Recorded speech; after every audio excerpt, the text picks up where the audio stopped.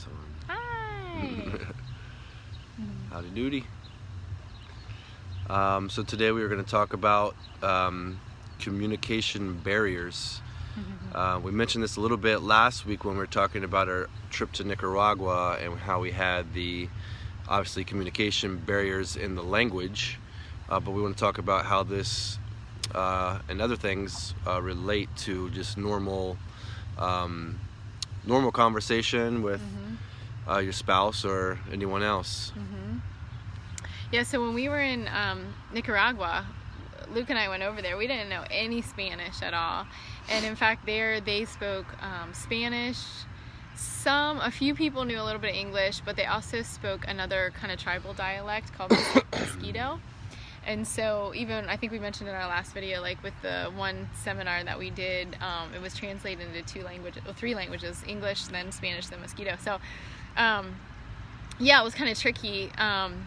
And so one of the things we figured out is that we want to learn Spanish. Like, we've been on this little app called Duolingo, which is really cool. We've been, we even got the kids involved, and we're just practicing like crazy because I think Luke and I are both wired to where we just don't like that feeling of frustration where we just can't engage the way we want to. And that was probably the biggest thing that we figured out, was how difficult it was to express ourselves the way we wanted to over there, because we didn't have the vocabulary, we didn't have the language, and not only that, we couldn't really understand real well what they were saying to us. So that was tricky. So the kids would ask us questions, and thankfully we had about 3 translators out of the 10 of us.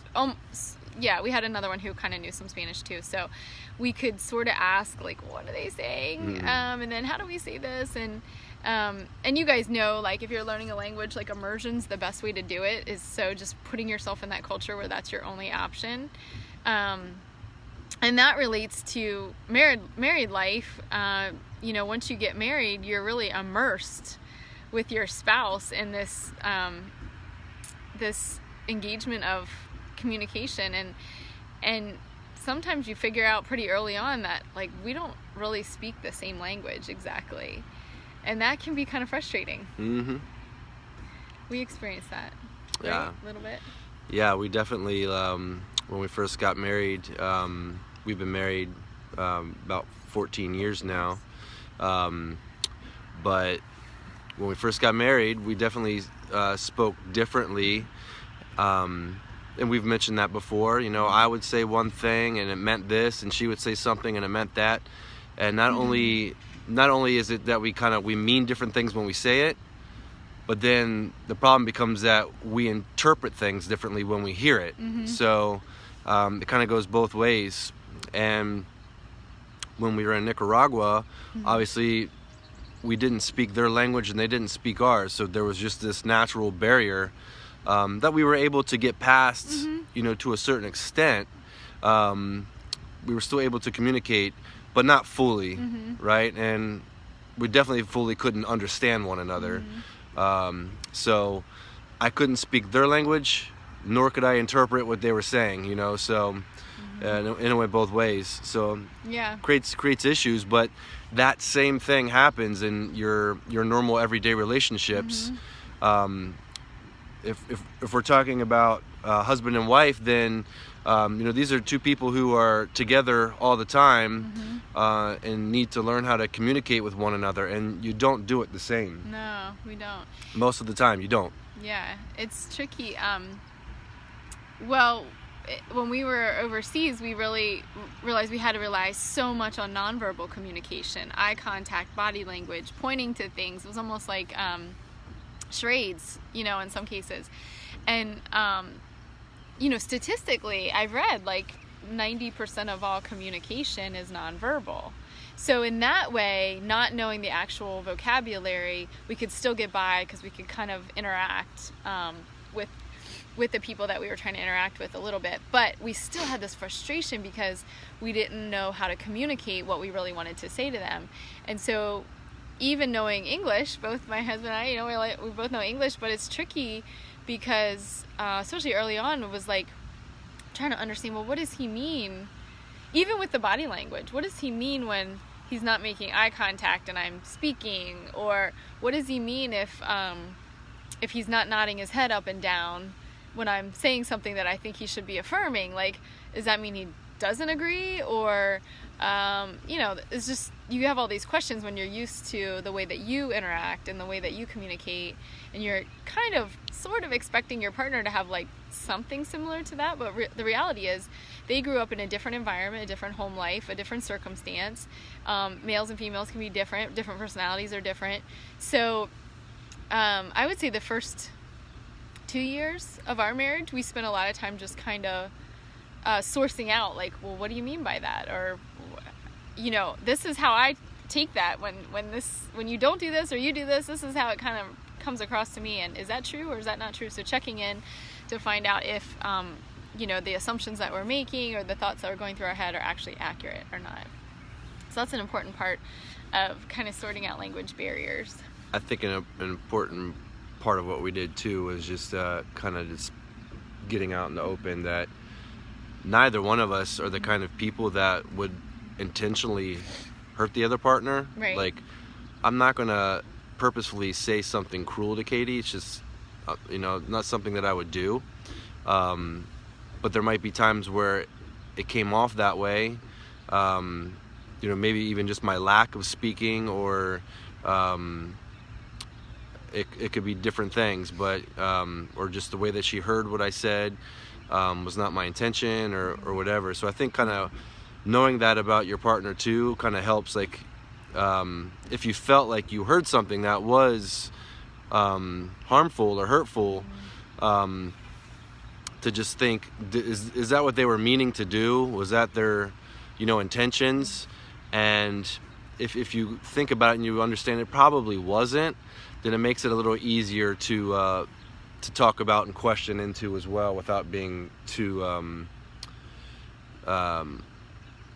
aggressive yourself, you know, in return, I guess, or defensive. So yeah, just kind of knowing your partner and their intentions too is important. And you know, hopefully you know, you wouldn't say anything to purposefully harm or hurt your partner. Having good intentions is a big part of communication too, you know. I talk a lot with the kids about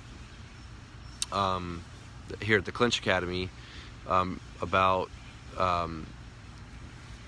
discouraging and encouraging words, and you know, they both have that word courage in it. And when you're discouraging somebody, you're basically trying to take their courage away. You're trying to take it from them. Maybe they come up to you with an idea that they think is cool. Oh, I got this idea, and then you tear it down. You're basically taking their courage away to implement that idea.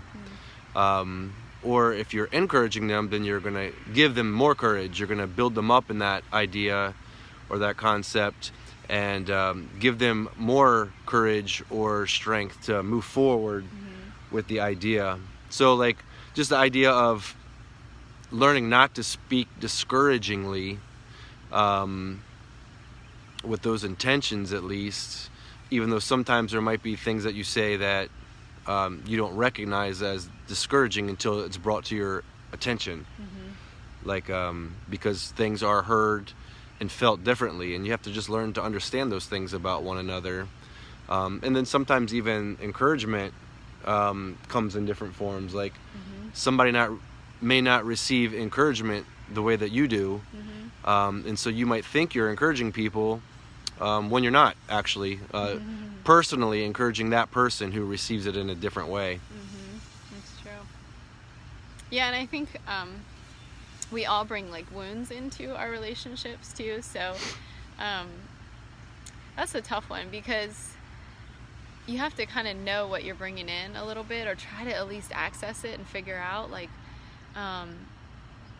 you know, why is that affecting me this way? I think I've said this in other videos, but this is just such a key point to communicating well with people, is to have this kind of healthy curiosity about, why was I rubbed the wrong way by that? What is that about? Is that about me? Probably, but what is it about? Like, what am I looking for? What didn't I get? is that something I need to expect, or is that something I could communicate through?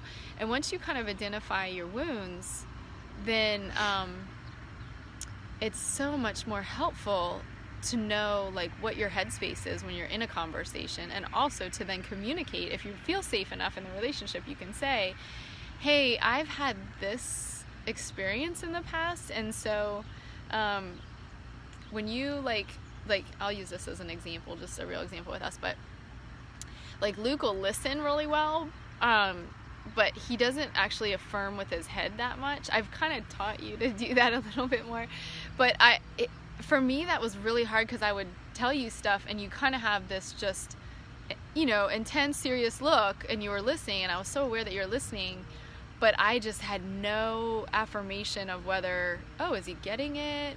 Do I sound crazy? Is this like all this? That's, you know, a lot of my like insecurity about what I was saying, if I was being vulnerable. Well, it's like too, you would say sometimes like, maybe I'm looking at you like you're stupid or something with that look, right? But really, and I probably do it in these videos too, but that's just really like my thinking face. Like I'm processing, I'm thinking.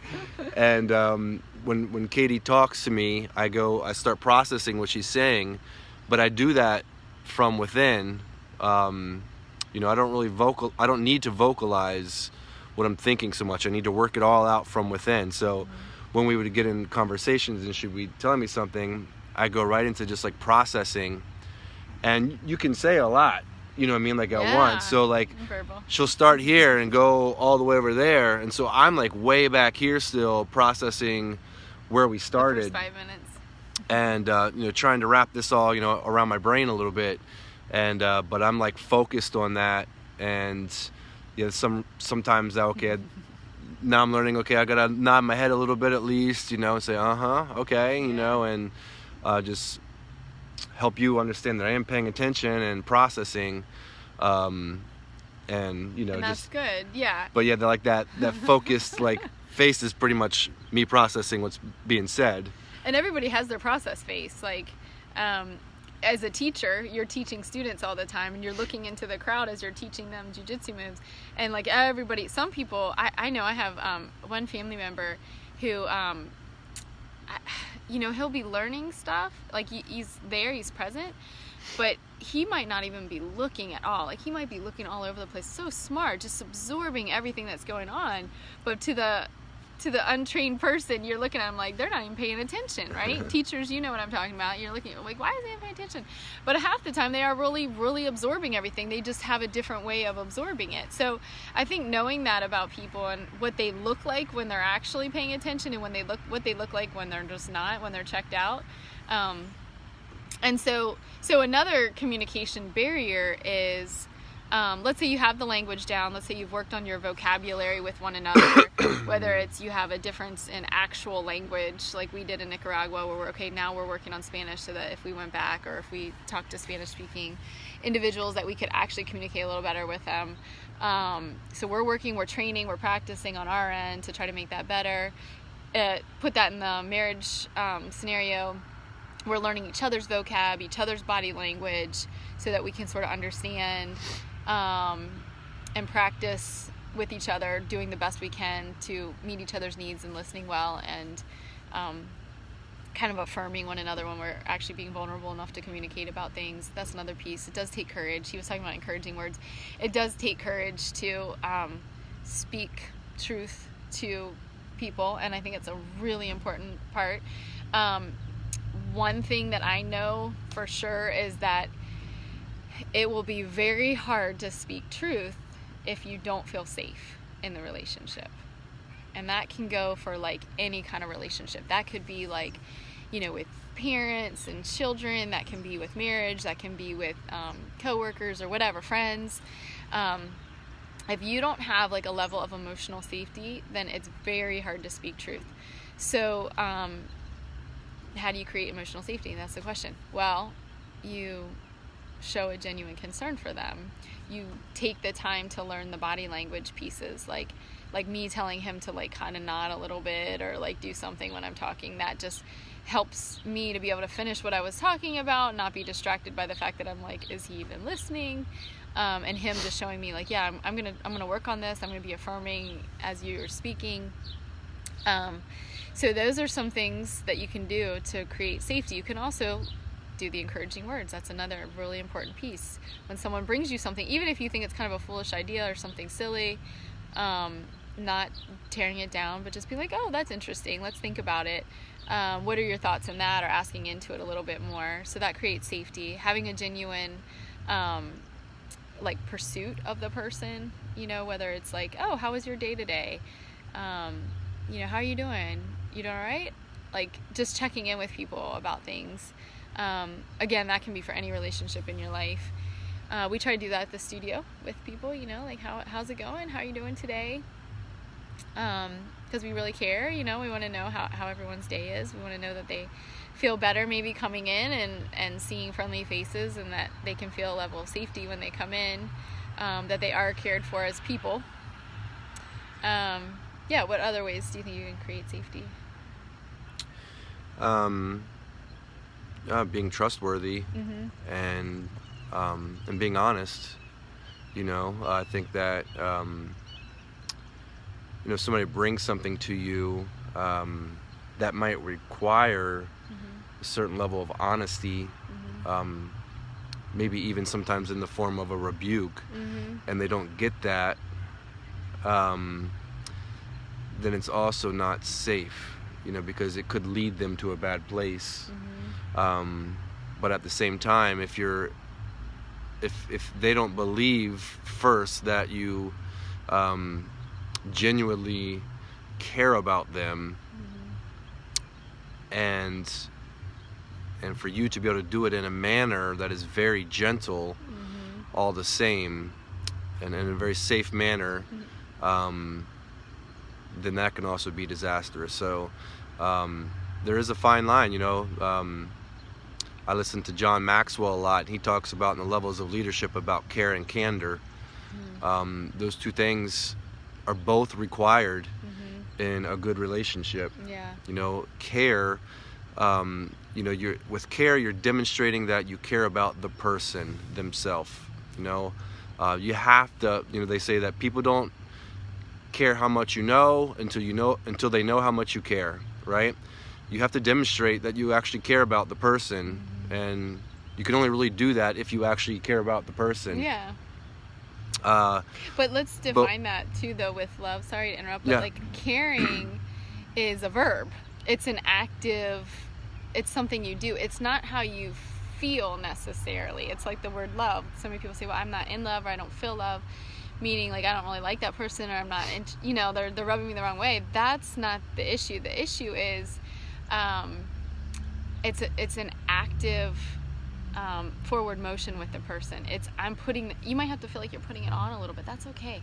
Like, I'm going to actively care for you. I'm going to do this for you. There's times, especially when we had little kids at home, you know, when they were like, I don't know, 1, 3, and 5, where I was so tired and like, you know, just getting up and taking care of them. And I love them, but I was feeling tired and not really like maybe I wanted to do all these things, you know, for everybody, but I'm doing it. That was my love. It wasn't that I was like, this is glorious and we're, you know, running through rainbows and I don't know, whatever, chocolate covered, whatever. But you know, I wake up and I'm doing it, and that's my loving them. That's me being obedient to my job, to taking care of what needs to be taken care of, doing it with a smile, as much as possible. And so with the care piece, it's like an active verb. Sorry to interrupt you, but I just want to put that in there. Yeah, that it's definitely. It's not like a warm fuzzy. It's like, this is what I'm putting on. This is what I'm doing. So you're demonstrating that you care, and then once the person knows that and believes that, then the candor piece can come a little more naturally and safely. And the candor is, you know, it can, you know, sometimes it's rebuke, but what you're really doing with candor is you're valuing someone's potential. So care shows that you value the person, whereas candor shows that you value their potential.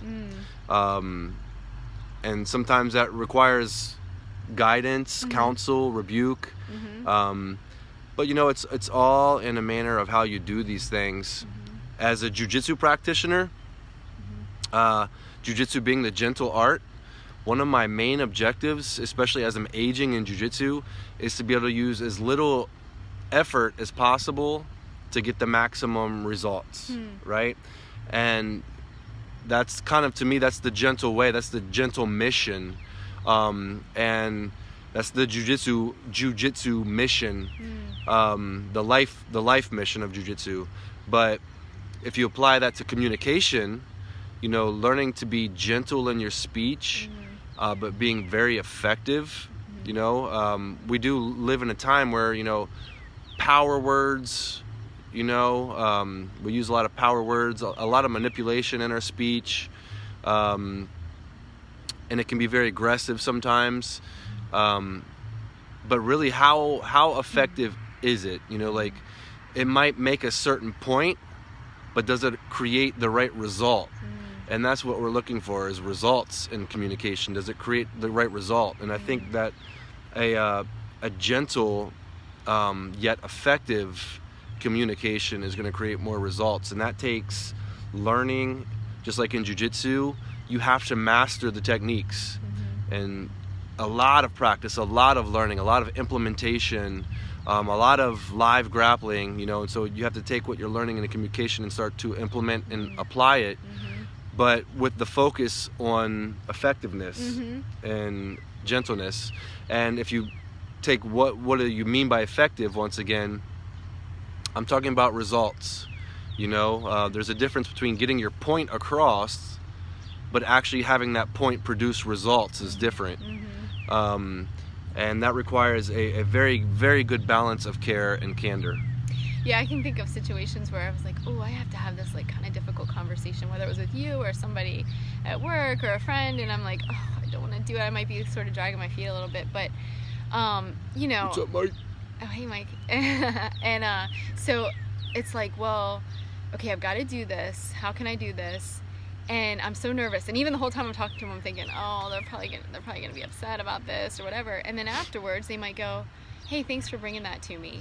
And you start to realize, the more you practice, you realize, wow, they know that they can trust me to be honest, right? How often can you say that about people? Like they'll tell me, and I know we've talked to some of our employees in the past, and you know, I've been like, you know, we'll tell you if something's not going well, or we would like an adjustment to how things are being handled. We'll let you know, so you don't have to worry. You know, you don't have to worry like, am I doing this right? I'm not doing that right. But if I'm sensing that they're not getting feedback enough from us, then that's a trigger to me. Like, oh, we're not encouraging them enough. We're not telling them good job enough. Same with the kids, like that. Sorry, there's flies everywhere. So with the kids at home, you know, we have 3 kids, and it's so important to tell them, like, oh, that was great, good job with that, you did a really good job. And I can sense when they're kind of hanging next to me a lot, and they want to follow me around, and then I realize, oh wait, I haven't really like affirmed them today. That's why I haven't affirmed them. Or if they're like, is this good, Mom, is this good? And I'm like, oh, well, I didn't really like affirm you in that, so that's my fault, that's my bad. So just working on that is a really important piece too. And you think about it, you just think about the people in your life, think about yourself, how important that is, and how messed up people are when they don't get that affirmation. That parental affirmation is so important. Fatherly, motherly, affirmation is so important. And you can do that in small ways and in big ways, but it's something that needs to be fairly consistent, you know, as the children age and grow and are trying to discover themselves and getting into different things. It's so important, you know. And I believe that if you are doing that continuously, then it does also open the door for better counsel and rebuke when necessary as well. If they feel affirmed and loved by you, and they know that, they don't question that, then it's easier to you know, give them even a firm rebuke sometimes, because they know you're doing it with their best interest in mind and that you love them. But if they're unsure about that, if they're unsure that you love them, if they're unsure that you believe in their potential, if you believe in who they are as a human being, then they're not going to listen to any of those things, and it's going to cause major issues. I know this is starting to be a long video, but so there was one other thing I wanted to say about the care and candor, but in any case, super important things in communication.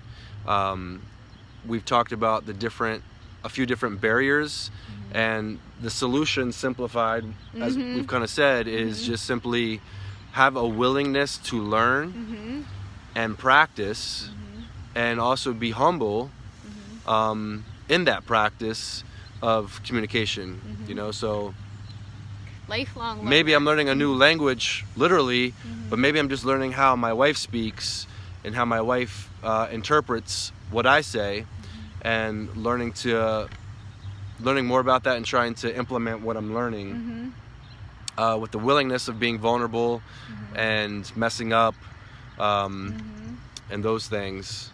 That's kind of the quick solution, right? Yeah. Quick answer solution. Yeah, I love this term, lifelong learner. So we're always learning, we're always growing, we're never like, and really you don't really plateau that much. You're either kind of moving forward or you're moving backward. That's sort of how it works. It's like that use it or lose it principle, and I really believe in that, and I think it's so important for us to just keep like Luke said, being willing to practice and being willing to be vulnerable. That's tough, but being willing to be vulnerable and being willing to fumble, you know, it's okay. It's okay to mess up. It's actually, it's really sweet. Like, I know with a lot of women, it's really sweet when we see guys try things and then they kind of like, they fumble it. It's just so endearing to us. I don't know how guys think about it, but I mean, if I see someone trying something and they're being courageous and it's hard for them, I just think, oh, look at them go. Like, that's inspiring to me. Even if it doesn't end up the way they want. So, yeah, just be willing to put yourself out there and try. That's the best advice we have for today. Yeah. Yeah, it just came to me again what I was going to say about care and candor. Then I promise we're done. This is a long one. But, and now it's leaving. No. What's going on here? No. Head cold. Yeah, that's what it is. You have to be in communication. It was something that you said about being willing to have certain conversations, like willing to correct people or willing to engage in conversations you may not want to have. Some people would say, yeah, I don't care about that. I can do that easily, you know? And to you, I would say, well, you should care, you know, about how the people feel in that conversation, and you should really approach it with wisdom, and I think you'll get better results if you do that. You should care about the relationship. Another thing I say to the kids at the Clinch Academy, especially during summer camp, is the game is never more important than the people. And I think that applies to many different situations in your life. You know, the situation is not more important than the relationship. So it's like when I approach it with that mindset, if I'm going to engage with somebody about a certain situation, I need to keep the relationship in mind and approach it the proper way. But at the same time, if I care so much about what people think and I care so much about how they're going to feel, then I won't be able to engage in those conversations that require more courage and sometimes a little bit of correction. So there has to be a good balance of, like I've said, the perfect balance between care and candor. You don't want to be just one or the other. You want to have both. And that takes practice, because all of us tend to lean one way or the other. And that's going to require us to learn and practice and step out of our comfort zone, which is another really important element to good communication. Yep. All right, you guys, this was a long one. Got to get back to work, but thanks for watching. What's up, Mike? What's up, Betty? If you guys like these videos, even if you're rewatching it, you could even hashtag or comment, you know, rewatch or repost or something like that, but share it with us or share it with others that you might think enjoy these conversations and could gain from them. Once again, for us, this is over 14 years of learning about communication with one another and practicing and implementing these things. So hopefully it would be useful to some more of you out there and save you from a lot of trouble and headache. Yes. All right. Thanks for watching. Bye.